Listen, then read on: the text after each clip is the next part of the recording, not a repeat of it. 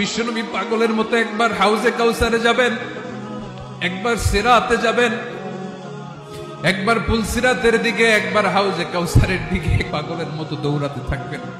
তার কোন গুনাহগার উম্মত যাতে জাহান্নামে ঢুকে না যায়, সেদিন কেউ সুপারিশ করতে পারবে না বিশ্বনবী ছাড়া।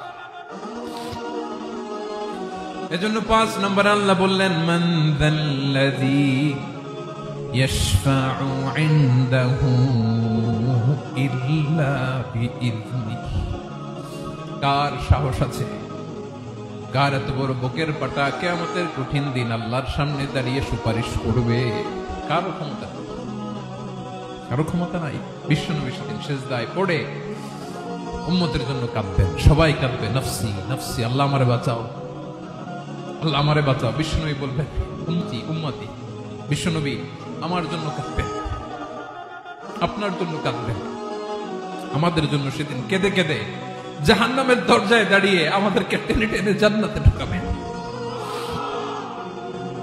এজন্য এই বিশ্বনবীর ভালোবাসা যেন আমাদের হৃদয়ে ভরপুর থাকে। আমার ভাইয়েরা, প্রতি শুক্রবার বিশ্বনবীর উপরে বেশি বেশি যেন আমরা দুরূদ পড়ি। আমরা যখন বিশ্বনবীর সালাম দেই, দুরূদ পড়ি,